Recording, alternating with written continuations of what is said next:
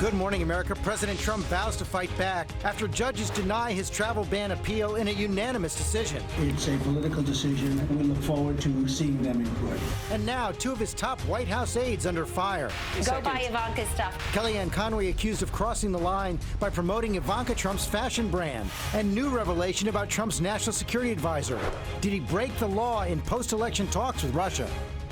Breaking news, a major terror arrest in France. 4 people detained in a raid, including a 16-year-old girl accused of plotting a bombing. Was a major tourist site their target? What authorities discovered in their home just days after that attack at the Louvre.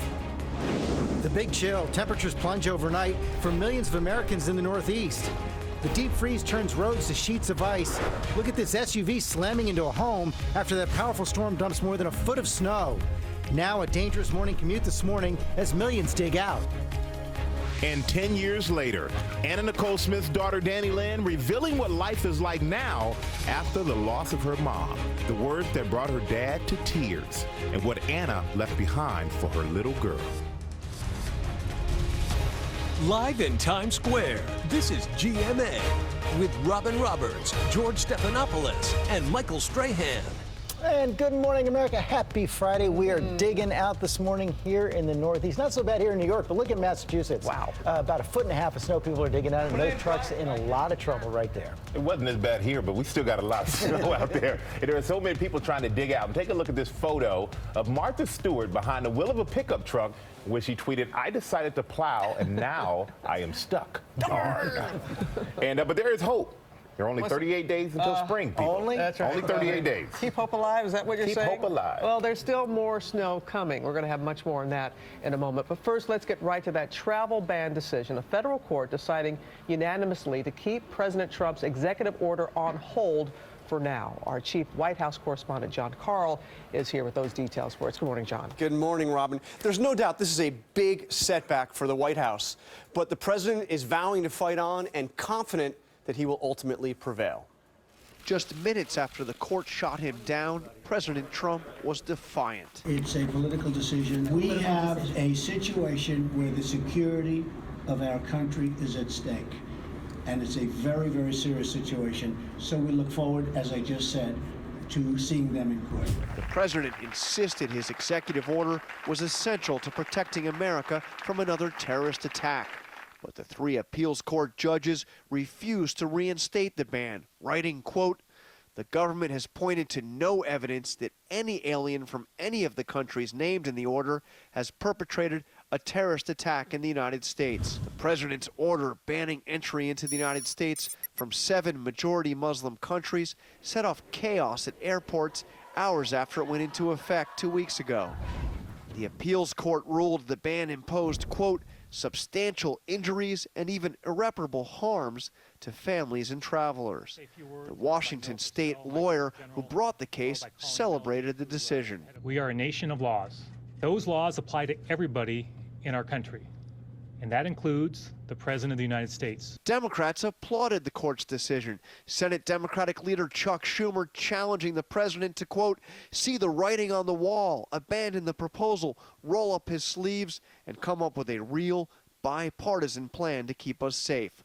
The court's decision is the biggest challenge to President Trump's authority so far, but he seems unfazed. Do you think this has undercut the early days of your presidency? This is such a core issue. This is just a decision that came down, but we're going to win the case. Among those applauding the court's decision is Hillary Clinton. She weighed in with a rare post-election tweet saying simply 3-0. Robin, that's obviously a reference to the fact this was a unanimous decision, all 3 judges ruling against the president. What does the White House do now?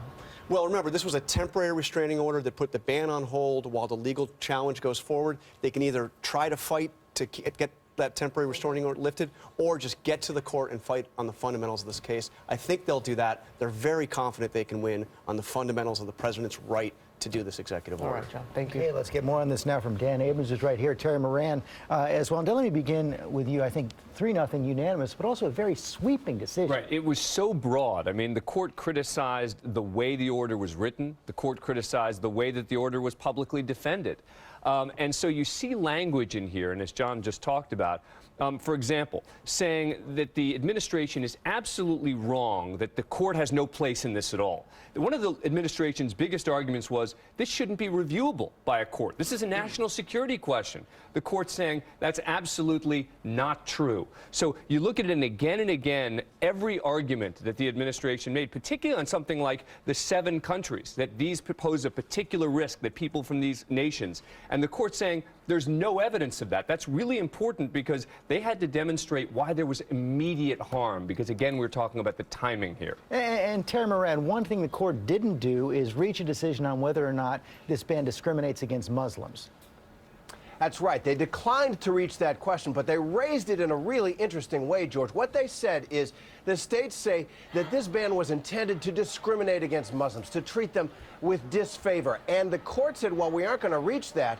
It is clear that the president's own comments on the campaign trail on Twitter and the comments of his associates like Rudy Giuliani, who said this was a Muslim ban, could fairly be considered under Supreme Court precedent as evidence of intent, that they intended to discriminate against Muslims. That's big if it stands. And Dan, on the process, do you agree with John that they're likely to forego appealing to the Supreme Court on the restraining order itself and go straight to the substance in the district courts? It's the right decision to make, particularly if the president wants to be right, that they want to try to win, right? Because there are 2 options sort of temporarily. They could go to the entire Ninth Circuit Court of Appeals and say, we want the whole court to hear this. This is just a 3-court panel.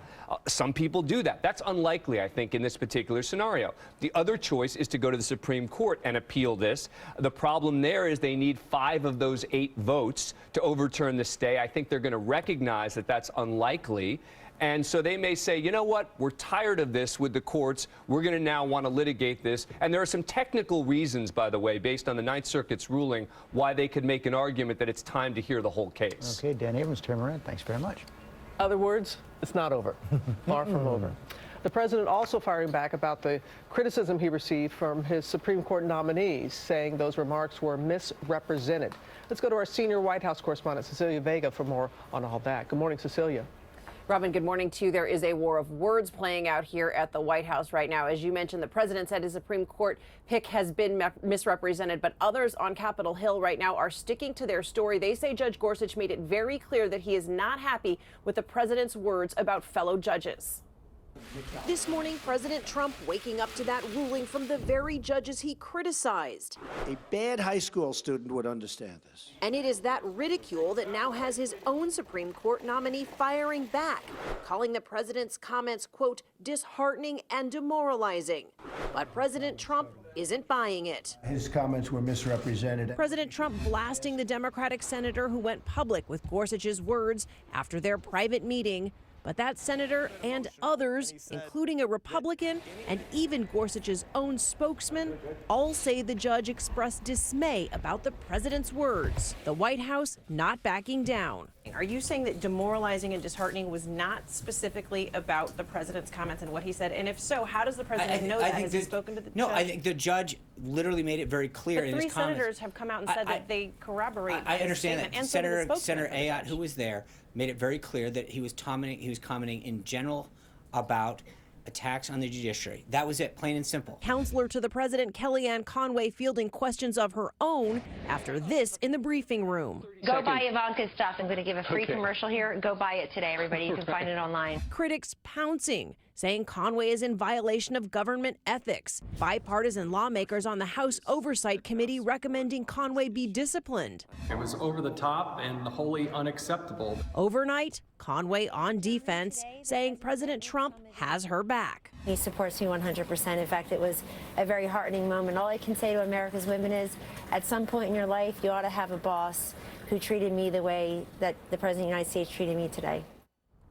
Now, Press Secretary Sean Spicer tells us that Kellyanne Conway has been counseled, but sources are telling us that President Trump is taking issue with that assessment, telling aides that counseled makes it sound like Kellyanne Conway is in trouble for what she said, when in fact the president does stand by her, that he feels like she was just defending Ivanka Trump after the brand at Nordstrom was dropped, Robin. But still, Cecilia, we heard many reports that the government ethics site crashed after she made those remarks.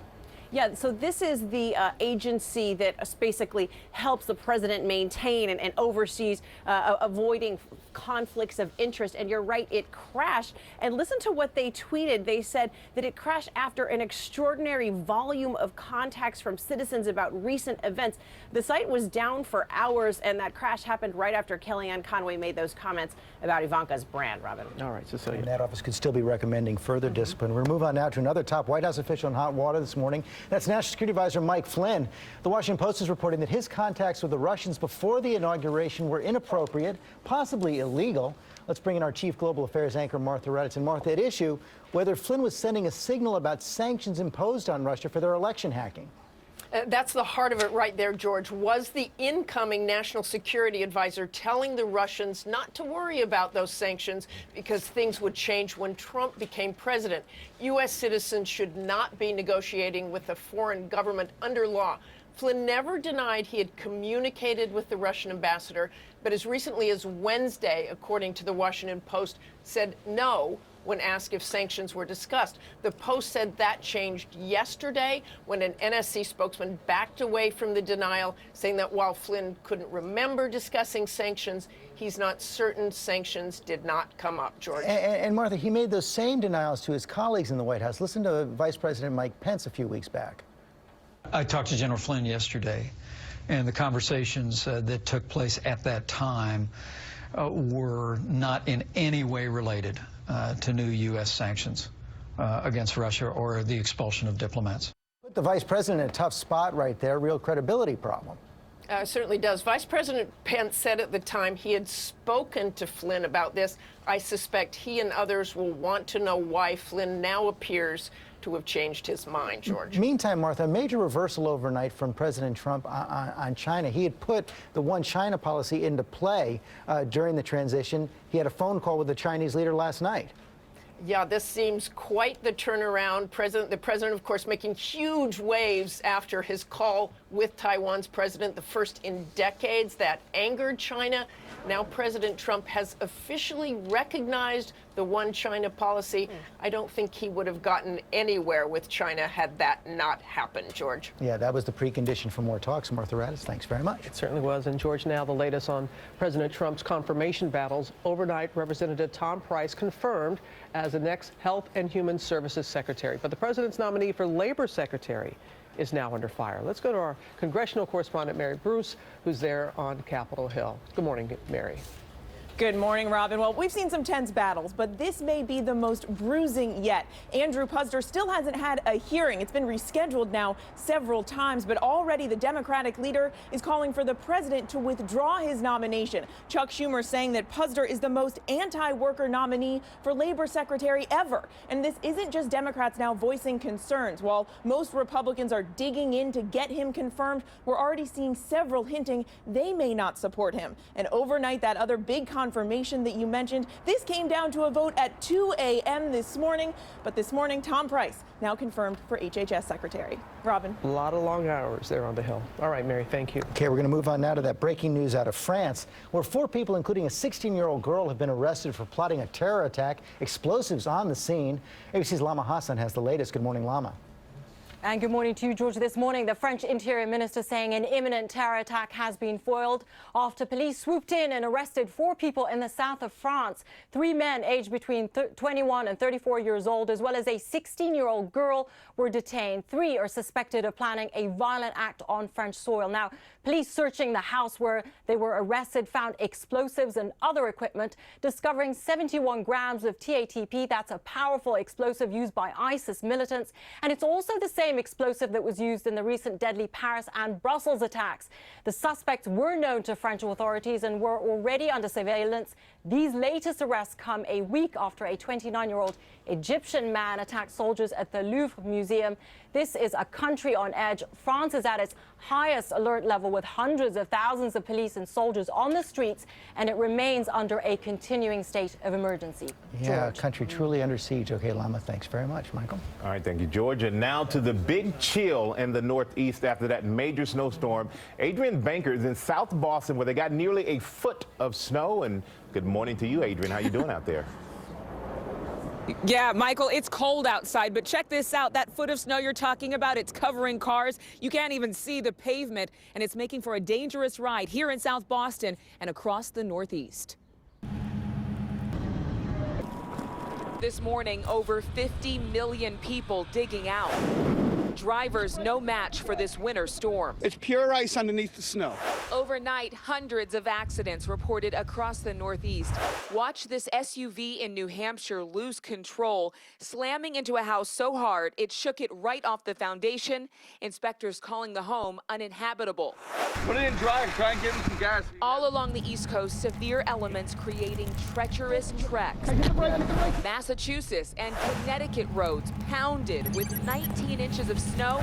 In West Virginia, multiple vehicles smashing into each other, shutting down Interstate 70 in both directions. Sadly, the driver of a semi died after strong winds blew a truck off the Chesapeake Bay Bridge. And in Pennsylvania, slick highways causing this chain reaction crash. In New York City, buses in slow motion stuck in the slush. This UPS truck struggling to get out of the snow. The governor of New York jumping out of his car to help pull out a stranded driver. And you know, it can take about an hour or more to commute into town. We talked to some locals from surrounding cities and neighborhoods. That's on a normal day without this snow and ice on the roadway. So a lot of people, if they haven't dug out last night, might want to work from home. Robin, back to you. Good idea there. Be careful out there, Adrian. Thank you. We're going to go down to Rob, who has more on the deep freeze this morning. Hi, Robin. It's so cold outside that the salt's really not going to work very much. It's 23 degrees in New York City, 11 degrees in Boston. So where those secondary roads aren't plowed, they are certainly frozen. And it's also miserable if you're trying to get to where you need to go. Biting wind chills, minus 11 right now is what it feels like in Boston, 2 degrees in New York City. And there's another couple of pulses that are coming down the pipeline here. Over 1.5 feet in Hartford, Boston seeing just less than a foot in New York City and lesser as you go south. But another one coming for Albany, the same areas that got the snow tomorrow night. And again, Saturday, we're looking for this storm to develop. This one looks to be a little bit more wicked, as they say. A rain-snow mix across I-95 and a lot of wind come Monday for Boston. More on a California storm in just a few minutes. Guys? Thank you there, Rob.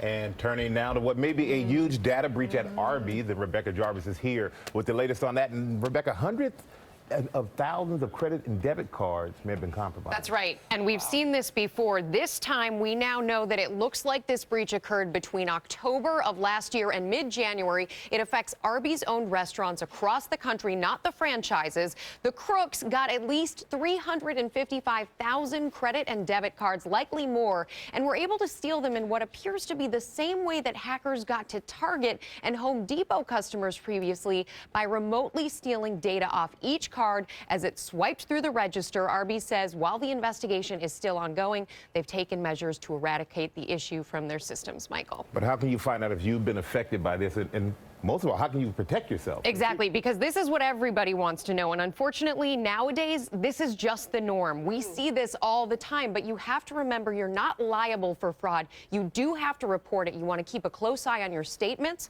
report any unauthorized transactions. And a key here, I think, is also using credit cards instead of debit cards. Because a credit card, you wait, you get the money put back in your account. The money actually comes out of your account with a debit card, and you have to wait. And sometimes they give you that option. Do you want it to be credit or debit? That's Choose good. credit. Choose credit. We often get miles, too. always thinking, George. That's true. Always thinking. Thanks, Rebecca. Let's go back out to Rob.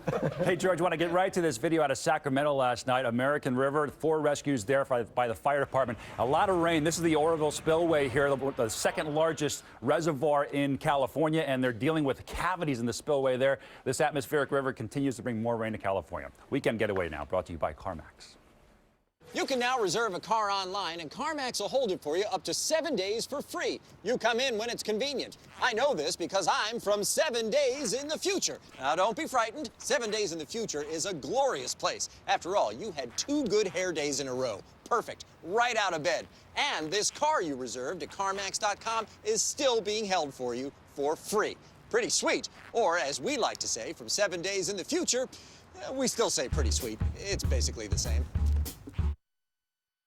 Winter weather continues for today in terms of cold. Take a look at our feels like temperatures in the single digits and teens to start. These values taking into account the wind speed, so make sure you have that heavy coat. Throughout today, some cloud cover going to be increasing. Our daytime highs into the 30s by about 2 o'clock, should hit 40 by about 5, but we are going to be staying quite chilly. That's all coming to an end this weekend, though. Temperatures back in the 60s starting tomorrow.